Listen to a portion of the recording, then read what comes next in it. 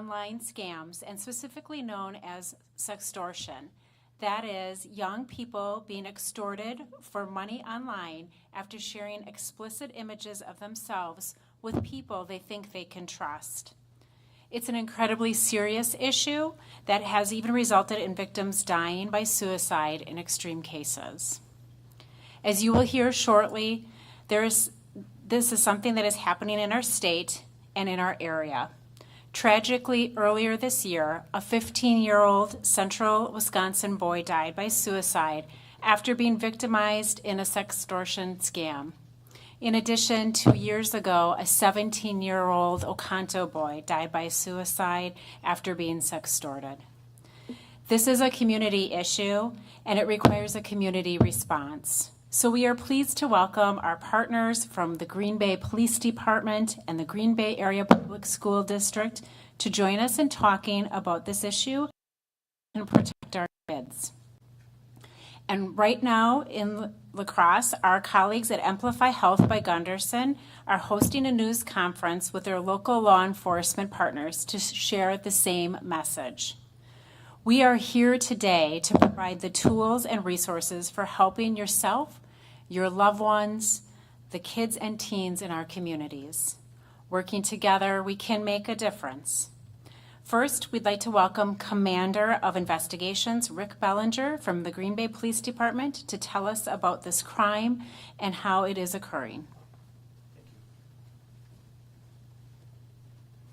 All right, good morning, everybody, and thanks for joining us. My name is Rick Bellinger, and I serve as Commander of Investigations at the Green Bay Police Department. We're here today to talk about a critically important issue that impacts youth, families, and a broader community, and that's online sextortion. Across the country, law enforcement agencies have seen a sharp rise in cases where children and teens are coerced into sending explicit images to online predators. These scammers use manipulation, threats, blackmail, often posing as peers to trap young victims. In many cases, they threaten to publicly share explicit content unless money or more images are provided. Excuse me. A recent Wisconsin case tragically ended in suicide, as was discussed a little bit ago, highlighting just how devastating the psychological impact of sextortion can be. As will be discussed in more detail shortly, the shame, the fear, and hopelessness that victims experience can feel very overwhelming, and too often they suffer in silence.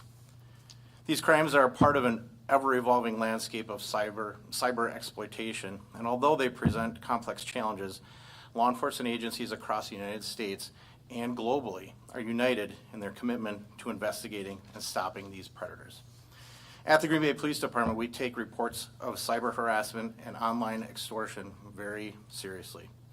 Our investigators assess solvability factors and work with partner agencies when necessary. We also recognize that healing and protection extend beyond the scope of policing. We're committed to connecting not only victims, but also their families and those impacted to trusted community resources that go beyond the badge, offering support, recovery, and hope. We urge families to report all suspicious or inappropriate online behavior directly to your local police department. We're here to help. Do not rely on online reporting tools for these cases. Please report them by calling. Let us help and put an immediate attention on the incident. According to FBI statistics, sextortion is one of the fastest growing online threats to minors. While we're focusing today on children and teens, it's important to note that sextortion can affect anyone regardless of gender, age, or their background. To parents, as a parent myself, I want to leave you with this really important message. Be present in your children's online world. Talk openly, ask questions, and create space for honest conversations. Those are critical. Know who your child is talking to, both in real life and digitally. Partner with other parents to stay informed and connected with your friend's parents. Make sure you know that if a message or request seems suspicious, delete it and talk to you. Never respond back.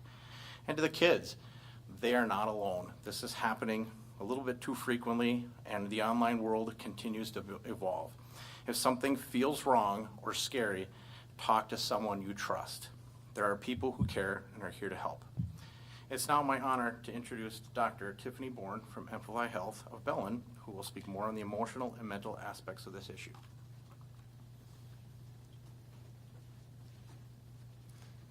Thank you, Commander Bellinger, and welcome to you all.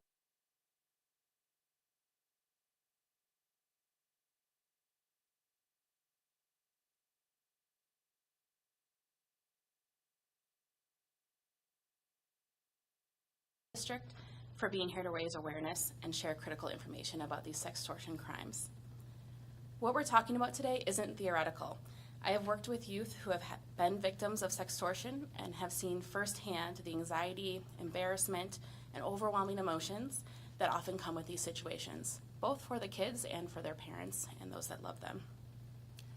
When sextortion scams happen, our kids and teens can feel like there's no way out, which can even lead to thoughts of suicide. Thankfully, I have not had any direct experience with losing a patient to suicide following one of these scams, and I'm hopeful that press conferences such like this, getting the message out, will help that continue to be the case. So why are children and teens vulnerable to these types of crimes? There are a multitude of reasons. One is we all know about the vast availability of social media and online information sharing, and as Commander Bellinger said, how quickly that environment is changing, which makes it really hard to keep up with. It's also a very normal desire to seek connection, to be loved or feel desired, and to feel special. It's also normal for children and adolescents to be curious about sex, about bodies, about relationships. Though it might be hard for us to think about as parents and adults, kids and adolescents being interested in and exploring sexuality and relationships is developmentally normal.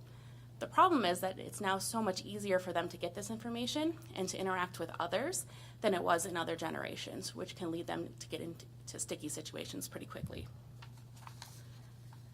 We also know that young people's frontal lobes aren't fully developed, so the frontal lobe is the part of the brain that's helping with decision making, thinking of future consequences, and the adolescent brain is changing, which makes them ripe for getting involved in dangerous situations. We know that adolescents can make poor choices, and maturity and judgment actually may drop in the adolescent years before increasing again into young adulthood. They might not have the maturity to realize when a situation is risky and that they're vulnerable of being taken advantage of. The adolescent brain is also changing to value peers much more than family values even, and that wanting to have peers think that you are cool or that you fit in or have that relationship might be more important in that brain than following rules or doing what you think that your family would like. This all means that even when we do all the right things, even when we take the preventative measures we'll talk about today, even when our kids can tell us verbatim what it is that they're supposed to do and what those rules are, kids might still make mistakes. And that is normal and to be expected given this period of life. How we have prepared and how we respond when those things happen can make a really huge difference. When a child or teen becomes part of a sextortion scam, they're dealing with some really tough emotions. As we've mentioned, that extreme embarrassment, pressure, guilt, and shame. There's embarrassment that they're in this situation in the first place, that they took those photos or those videos. They might be terrified to go to their trusted adults to share what's happened for fear of being judged and disappointing their support system. Then there's the pressure from the predator to share more photos or to pay.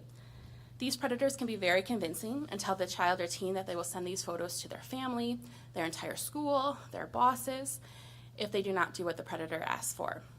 For a child or teen, the fear of others seeing these images or knowing what has happened can be overwhelming.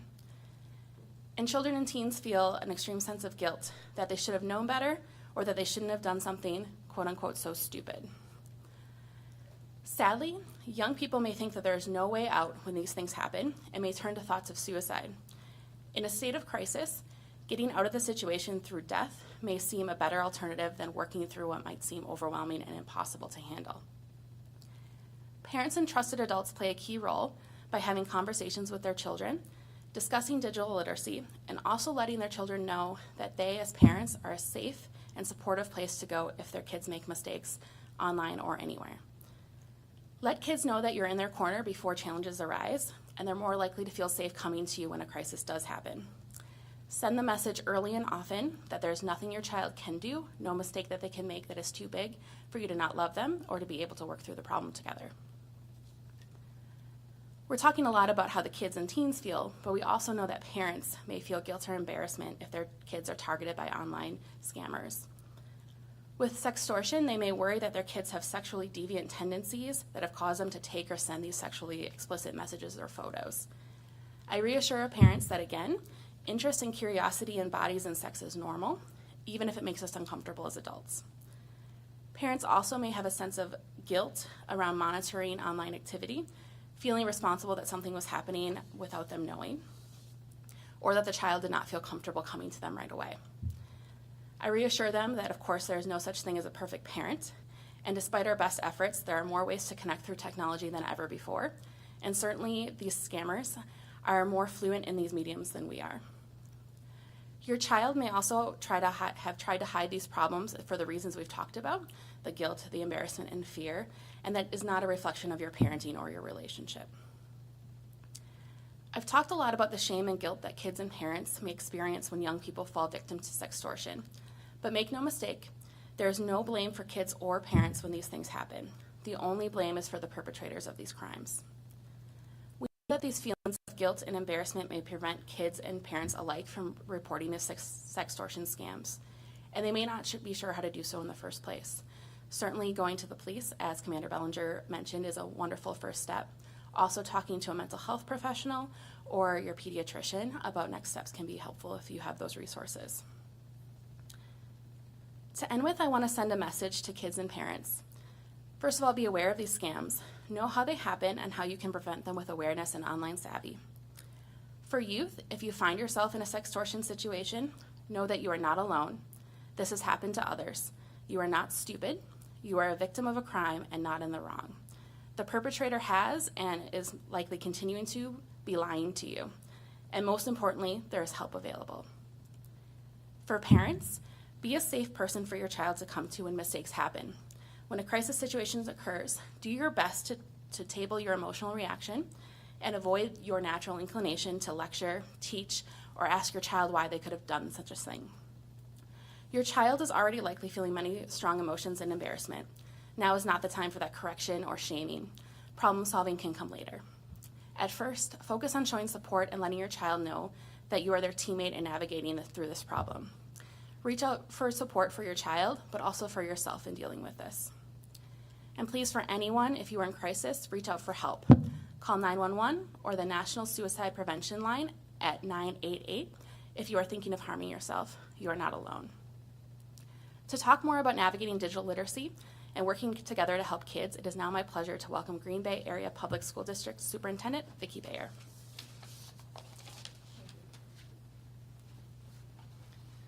Thank you, Tiffany, and thank you to Amplify for highlighting this very important topic. I'm Vicki Bayer. I'm the superintendent of Green Bay Area Public School District, and I'm a former health educator, so this topic is very important to me. We are here as educators to partner with our parents and guardians. We know how challenging it is to navigate the digital world, staying on top of new online trends and social media apps and threats. At school, we teach our students about digital literacy and how to stay safe online. We also have board policy in place for use of technology and policy to protect our students from bullying and harassment. We take the safety of our students and our staff very seriously. It's important to remember that once we put something online, which Tiffany alluded to, we lose control of who sees those images. Having open and honest dialogue with young people is key to prevention. Schools can help, but a lot happens outside of school. That's where parents and guardians play a critical role. It truly takes a team effort to keep our children safe. I'm going to reiterate some of the key messages for safety for our students that have been mentioned already. It's very important to develop relationships with their young people so they trust you to come forward if they're in trouble. Become a safe adult resource. Establish ground rules about who they can interact with online and on their phones. Know what platforms they're using. You should have access to their logins and their passwords so you can monitor as needed. And for younger children, use parental controls. Young people naturally will push back on any rigid rules. That's what they do. That's natural. So it helps to make this a dialogue between yourself and the young person. Counselors, social workers, school resource officers, teachers, medical providers are all available to assist and guide. To the young people out there, as you've heard already from Tiffany, predators count on their targets to feel ashamed and embarrassed to the point where they won't come forward. But those feelings are human, and you're not alone. If you are a target of a predator, tell someone. Thank you.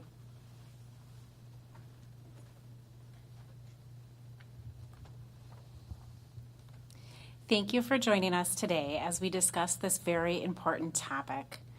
Working together here and across the state, we can raise awareness and mitigate the impact of this unfortunate and often tragic sextortion trend. Our speakers are happy to take any questions at the podium or in one-on-one interviews after our news conference concludes. Thank you.